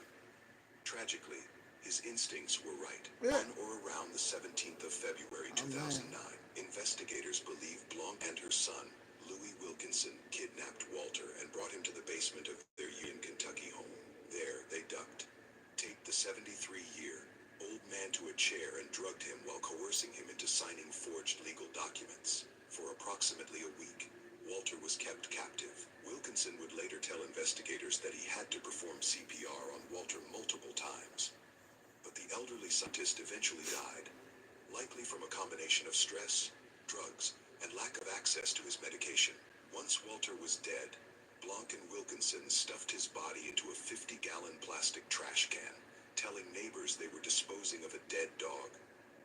They drove across state lines to Indiana, where they burned his body in a wooded area, scattering the remains. All that was left were fragments, including a pair of charred steel-rimmed glasses. The motive was greed, plain and simple. Blanc quickly began forging documents to access Walter's wealth, using a fake power of attorney and trust agreement. She transferred over $210,000 from his bank accounts and gained access to investments worth over $1.3 million. She even boasted to a car dealership that she would soon be worth $7 million. At the time, her own home was facing foreclosure, and she was a frequent visitor at Indiana casinos. Blanc's behavior after them was nothing short of brazen. She was seen driving a red Corvette, wearing designer clothes, and spending lavishly. Investigators would later find books in her home on legal matters, medical techniques, and one disturbingly titled Fay How to Choose Your Prey Fay. This wasn't a crime of desperation. It was calculated, cold, and predatory. The case only came to light thanks to Walter's online friends. Though he had no immediate family, Walter had formed a close-knit circle of companions through an internet bulletin board dedicated to mental illness support. One of those friends, Elizabeth Carley, had created the board after her father was diagnosed with schizophrenia.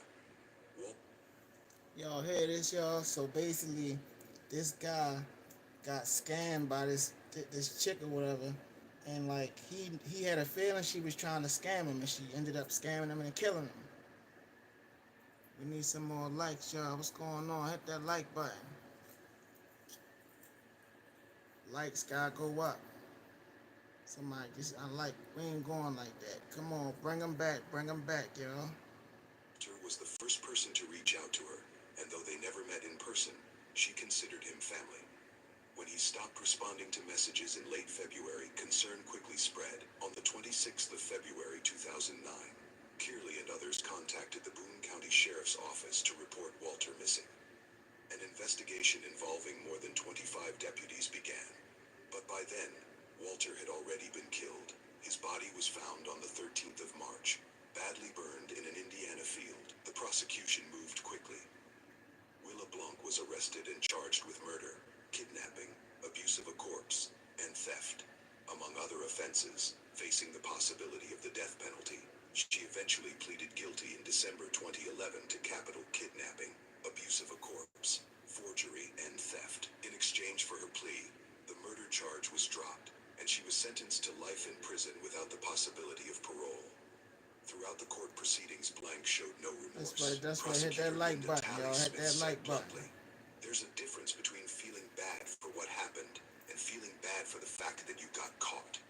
She's a very proud person, and I think in her own mind she's found justification.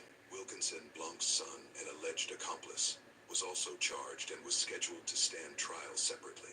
His role in the crime, as detailed in a partial confession, involved helping keep Sartori captive, performing CPR when Walter became unresponsive, and assisting in the disposal of the body. Blanc had originally tried to have Wilkinson represented by her public defenders. That's right. Hit that claiming he had like diminished button. Hit mental that like capacity. button. Subscribe. But investigators Leave a contradicted comment in the this claim, post. stating Wilkinson was intelligent and articulate.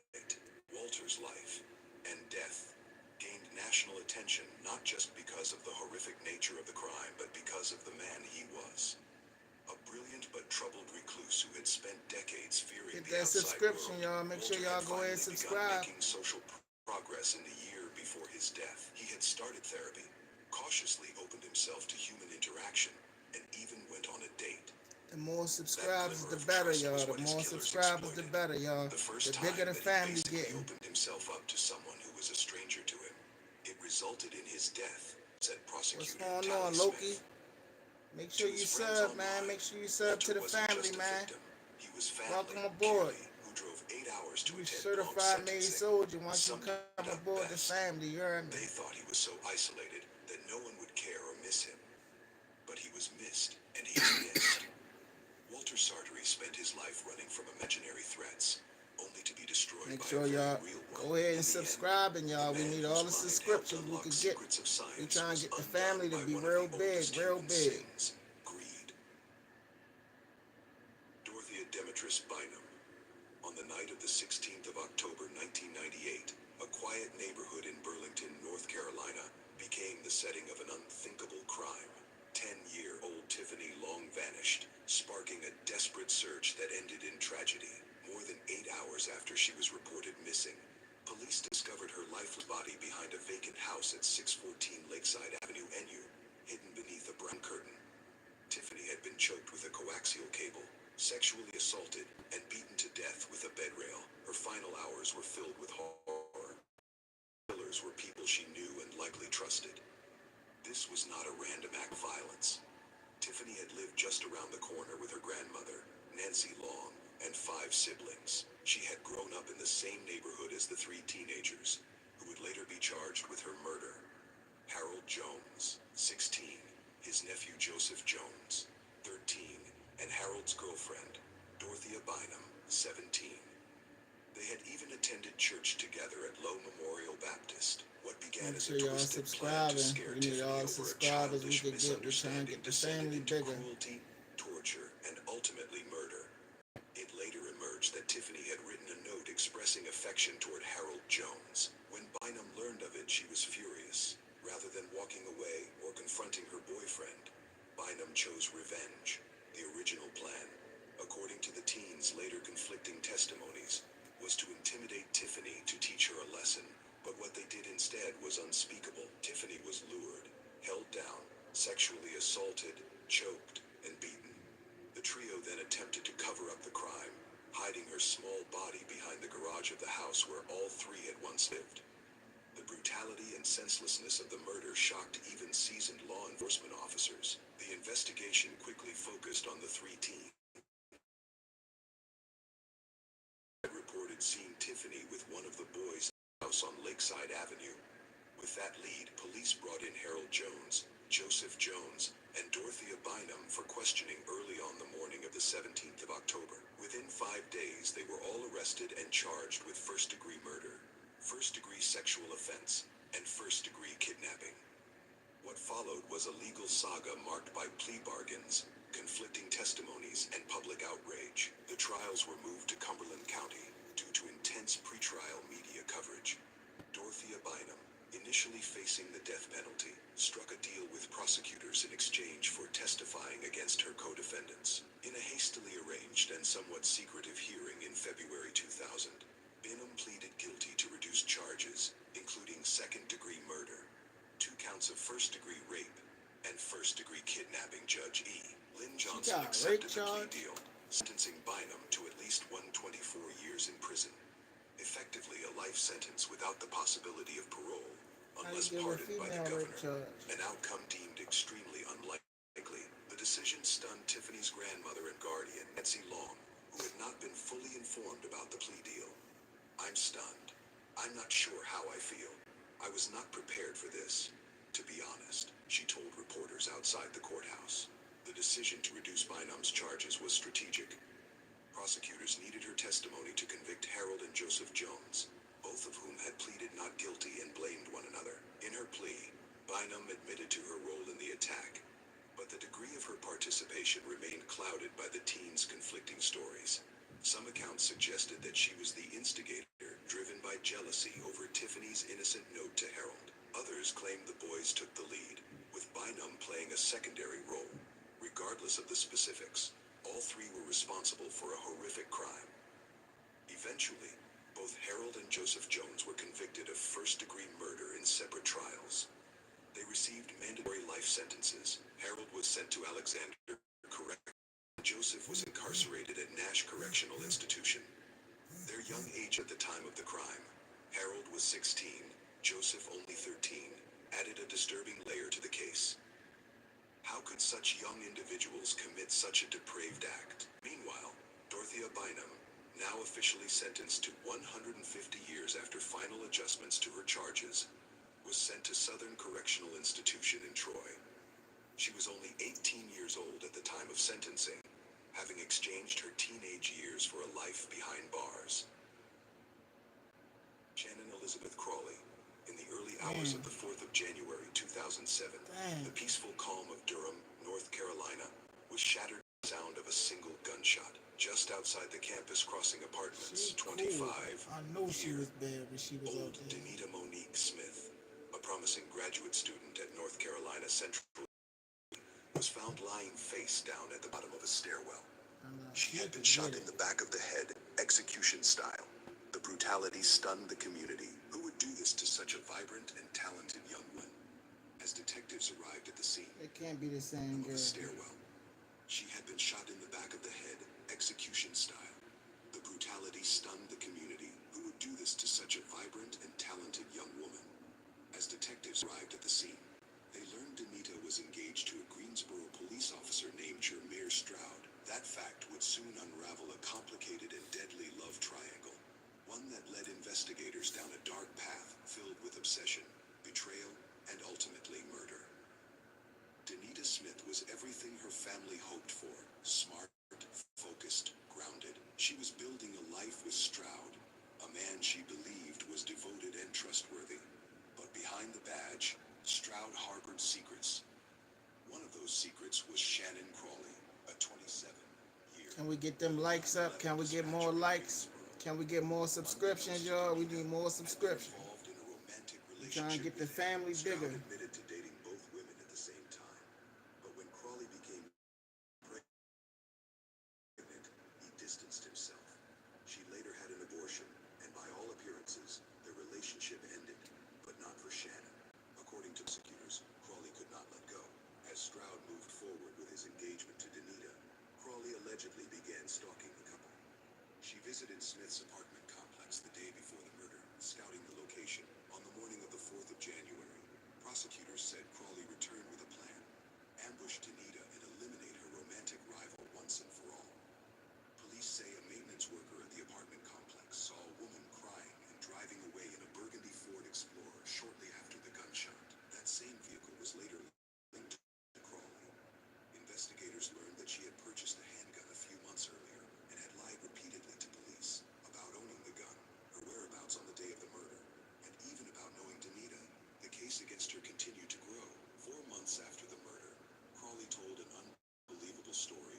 She claimed Stroud forced her to Durham, left her in her SUV, and went upstairs to confront Danita. Moments later, she said she heard a shot. Stroud then ran back, shoved the gun into his waistband, and demanded she drive away. It wasn't the first time Crawley tried to frame her ex. A year after the murder, she recorded what she claimed were incriminating phone calls from Stroud, where he allegedly whispered confessions, but the recordings raised eyebrows. Stroud's voice was nearly unrecognizable. When asked in court why the male voice sounded more like Michael Jackson than her former lover, Crawley insisted she was just trying to coax a confession, as her lawyers had advised. She would later accuse Stroud of raping her more than a year after the murder. Another claim that police dismissed due to lack of evidence.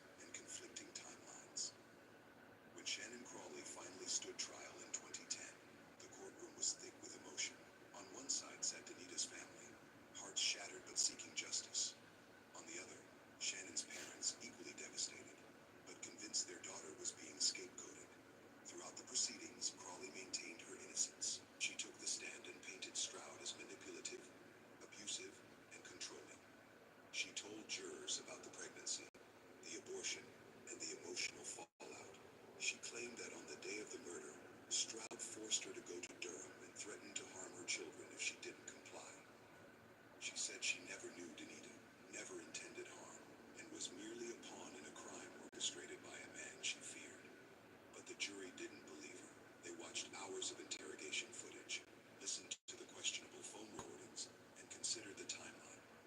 They weighed her shifting stories against Stroud's own admissions. Admissions that painted him as a dishonest partner but not a killer. In the end, the evidence against Crawley was too strong. After just 7 hours of deliberation, the jury returned a guilty verdict. In the corridor outside the courtroom, Danita's family How many were a hours? partner but not a killer. In the end, the evidence against Crawley was too strong. After just 7 hours of deliberation, the jury returned a guilty verdict. In the corridor outside the courtroom, Danita's family wept tears of bittersweet justice. Her mother, Sharon Smith, didn't hold back. "You took my baby away from me, and she wasn't yours to take. There's no man worth anything like that," she said, locking eyes with Crawley. "Right now, I hope you rot in hell. You're vile." Shannon Crawley remained silent, showing little emotion. She was sentenced to life in prison without possibility of parole, but even in defeat, her family refused to back down. Her father, Keith Crawley, vowed to spend the rest of his life proving her innocence. "She is the perfect victim for someone like Jermaire Stroud," he said. "He caused a perfect storm and walked away." Perhaps the most haunting part of this case isn't what was proven, but what wasn't. Jermaire Stroud, the man at the center of the deadly love triangle, never faced charges. His lies about his relationships were undeniable. He misled both women, concealed police, and evaded deeper scrutiny. Yet despite Shannon's defense and her family's passionate cries, Stroud was never formally considered a suspect. Even Judge Ronald Stevens acknowledged the elephant in the room. Jermaine caused a perfect storm to happen and walked away from it. Still, police pointed to phone records and lack of physical evidence linking Stroud to the scene. There were no hard alibis for him, but no hard evidence either. It was Crawley's lies, her presence, her vehicle, her gun. That sealed her fate. Danita Smith was more than a victim in a tragic love triangle. She was a daughter, a scholar, and a woman with a bright future. Her family described her as kind, intelligent, and full of promise. She was working on her thesis, planning her wedding, and building a life that was taken far too soon. It's sad to happen "I'm like that. thankful to God for the guilty verdict, because I'm glad Danita didn't get murdered twice." The case of Shannon Crawley is a haunting reminder of how lies, jealousy, and emotional manipulation can snowball into unimaginable violence. It's also a cautionary tale about the blurred lines between love and control, and how far some will go when rejection turns to obsession. Whether you believe Shannon was a cold-blooded killer or a manipulated victim, one truth remains: Danita Smith should still be alive today. Margaret Ann Allen. In the early hours of the 8th of February 2005, It was the first one they showed the last it time. was there that I told led me death and a witness degree.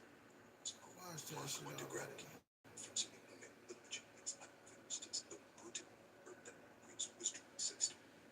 What is this, a Authorities repeat? wasted no time. Asterisk. But the jury didn't buy it. Shocked with their brutality. But to her mother's house. Yeah. So that's it, y'all. We just watched all of them.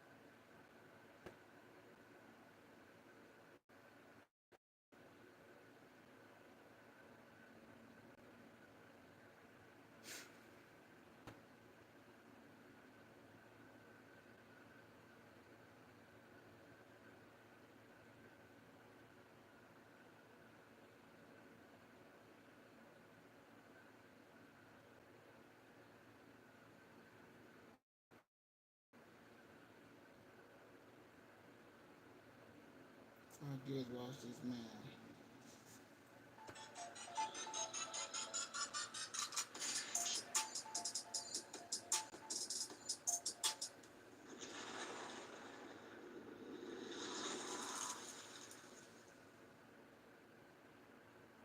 What's up, squad? We back at it again, man. They thought it was finna end. Thank y'all for riding with me. Well, you know you fell in line with your boy stories with me.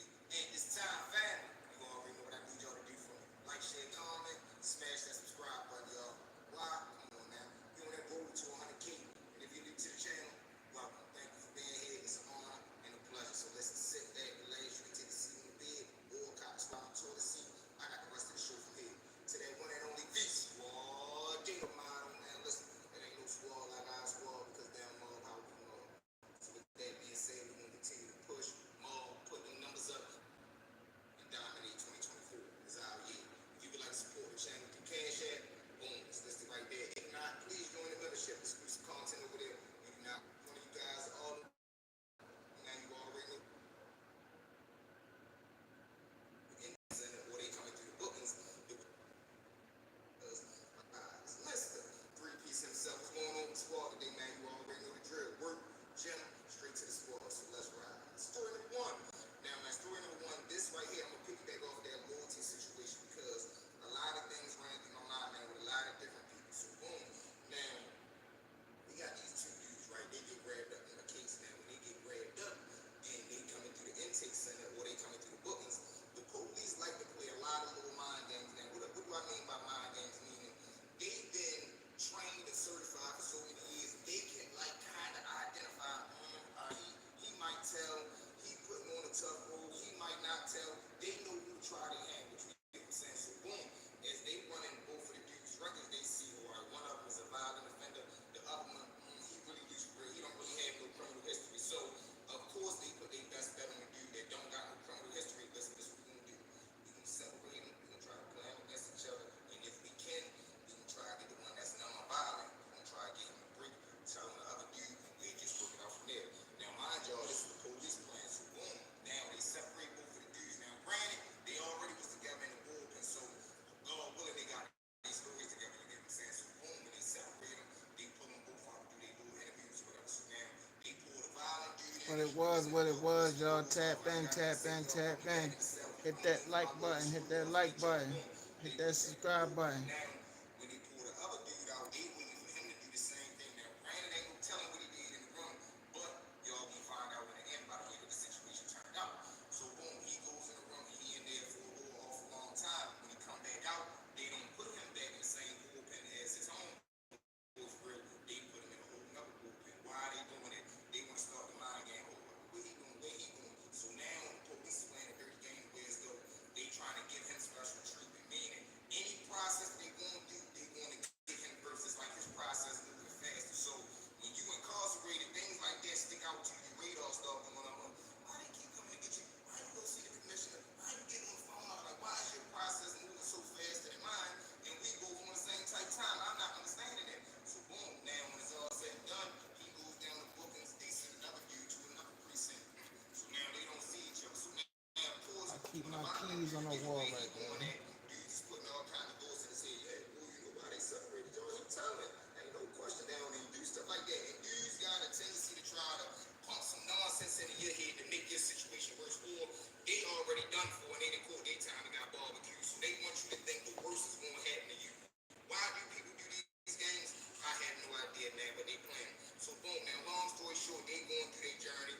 They catch their time. Both of them catch their time. Now, granted, they've been separated from them because they co-defendants and the police is playing this game. You get what I'm saying? Now, granted, they not supposed to be on the same compound together. But like I tell you, the system sometimes they lazy and you know they make a mistake. They don't care and they lazy. Boom, both of them ends up.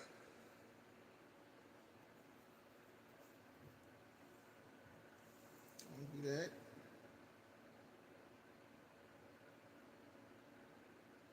Getting into a situation on the compound that they at, now they end up on the same compound. How did it happen? Like I tell you, the system, they don't care. They not double checking. They going wherever they tell you to be.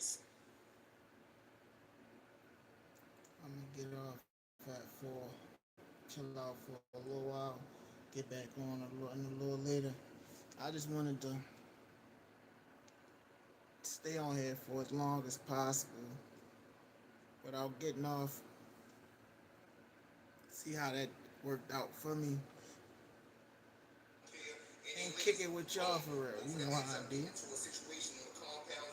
I'm having a lot of fun. I'm not gonna lie, y'all definitely funny as I don't know what, man.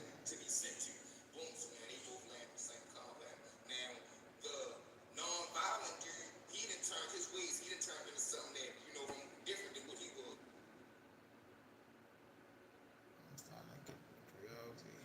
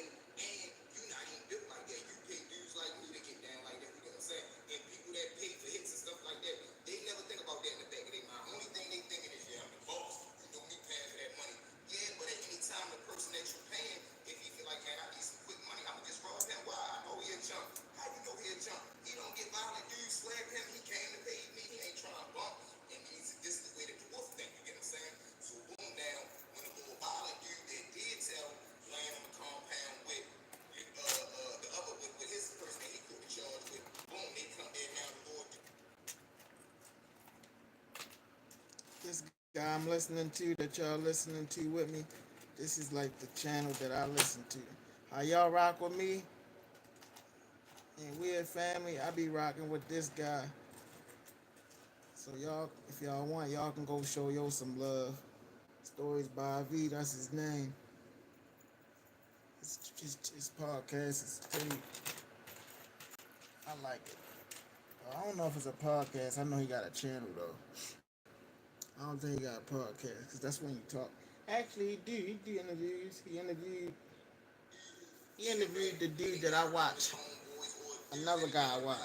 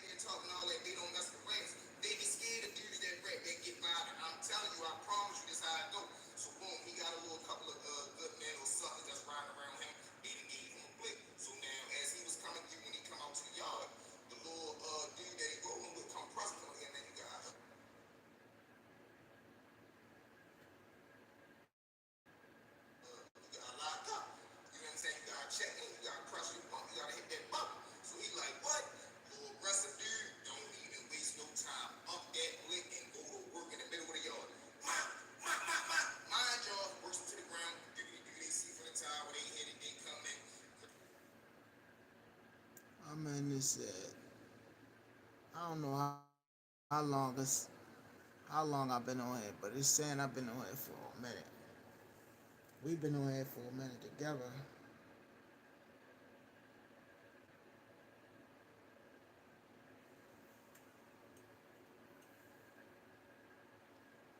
Them up, do what they do, shoot aggressive yo to the hole, shoot little other yo to the infirmary, you get what I'm saying? Now, all the dudes that was putting all this nonsense in his head would might not have been nonsense because he was running around saying, if I ever run across him, this one I'm gonna do, and all the blah blah blah, bluffing, lying. So boom, now that goes on all because of what?